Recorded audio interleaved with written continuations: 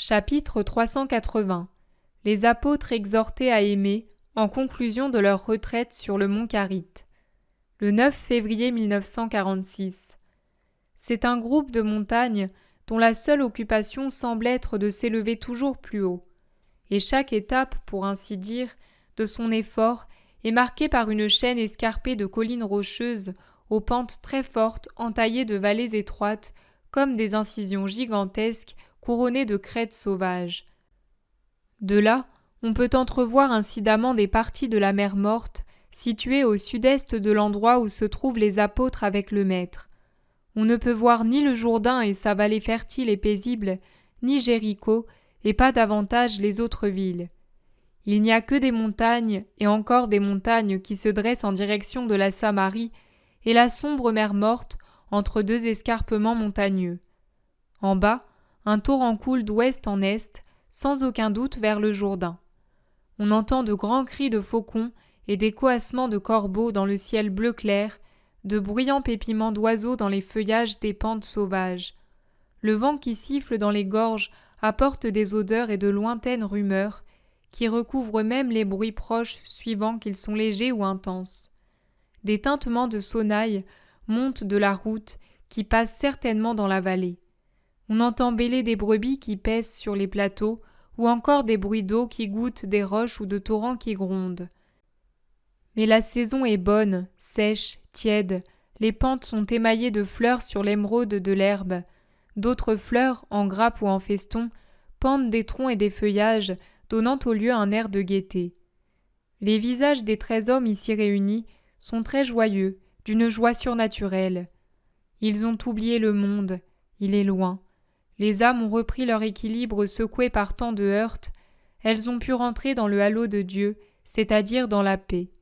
Et elle se lit sur les visages. Mais le séjour est fini, et Jésus en parle, et Pierre répète sa prière du mont Tabor. « Pourquoi ne pas rester ici ?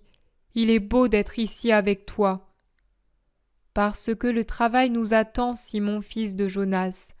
Nous ne pouvons pas être seulement des contemplatifs. Le monde nous attend pour être instruits.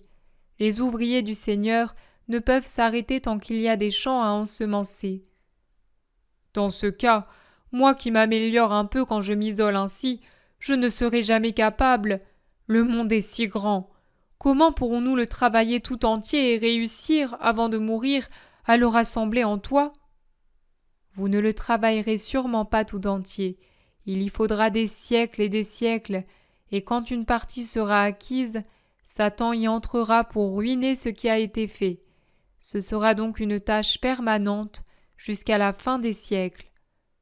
Alors, comment pourrais-je me préparer à mourir ? Pierre est vraiment désolé, mais Jésus le rassure en l'embrassant. Tu en auras le temps, il n'en faut pas beaucoup, il suffit d'un acte de recueillement parfait pour être prêt à paraître devant Dieu. Mais tu en auras tout le temps. Du reste, sache que l'exécution de la volonté de Dieu est toujours une préparation pour mourir saintement. Si Dieu te veut actif et si tu obéis, tu te prépares mieux par cette action obéissante que si tu t'enfermais dans les rochers les plus solitaires pour prier et contempler. En es-tu convaincu ? Bien sûr, puisque tu le dis. Alors, que devons-nous faire ? Éparpillez-vous dans les chemins des vallées. Rassemblez ceux qui seront là à m'attendre. Prêchez le Seigneur et la foi jusqu'à ce que je vienne. Tu restes seul ? Mais oui, ne craignez rien. Vous voyez que le mal sert parfois au bien. Ici, Élie a été nourri par des corbeaux. Nous pouvons dire que des vautours féroces nous ont nourris. Penses-tu que ce soit un mouvement de conversion ? Non, mais même si leur charité provient de la pensée qu'en faisant preuve de générosité, ils nous auraient obligés à ne pas les trahir. Mais nous ne les aurions pas trahis, s'exclame André. Non, mais ces malheureux voleurs ne le savent pas. Chargés de crimes comme ils le sont, rien de spirituel n'agit en eux. Seigneur, tu disais que la charité, que voulais-tu dire ? Demande Jean. Je voulais dire que la charité dont ils ont fait preuve à notre égard ne restera pas sans récompense, du moins chez les meilleurs. La conversion qui ne s'est pas produite maintenant peut se faire lentement, mais elle est possible. C'est pour cela que je vous ai recommandé, ne repoussez pas leurs offrandes. Et je les ai acceptées, bien que pour moi, elles aient la puanteur du péché. Tu n'en as même pas mangé. Mais je n'ai pas vexé ces pécheurs en les repoussant. Ils avaient un début de mouvement de bonté. Pourquoi le détruire? Ce torrent là au fond, ne provient-il pas de la source qui coule de cet escarpement? Souvenez-vous-en toujours. C'est une leçon pour votre vie future quand je ne serai plus parmi vous. Si au cours de vos voyages apostoliques, vous rencontrez des délinquants, ne faites pas comme les pharisiens qui méprisent tout le monde et ne se soucient pas de commencer par se mépriser eux-mêmes, corrompus comme ils le sont. Mais approchez-les avec un grand amour. Je voudrais pouvoir dire avec un amour infini. Je le dis même, et il est possible que cela se produise même si l'homme est fini, limité dans ses actes. Savez-vous comment l'homme peut avoir un amour infini? En étant totalement uni à Dieu au point de ne faire qu'un avec lui. Alors, la créature disparaissant dans le Créateur, c'est vraiment le Créateur qui agit, or il est infini.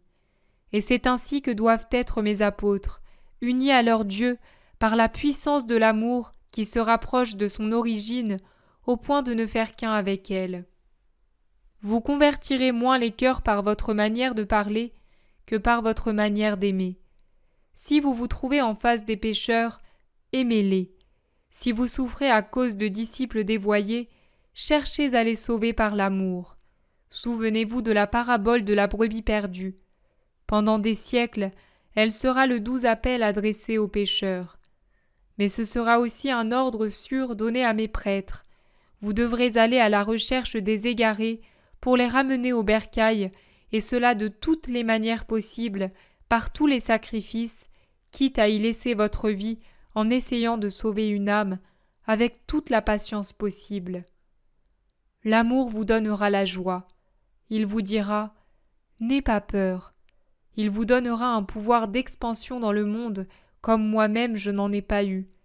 À l'avenir, l'amour des justes ne doit plus être placé comme un signe extérieur sur le cœur et sur le bras, comme dit le Cantique des Cantiques, mais il doit être dans le cœur.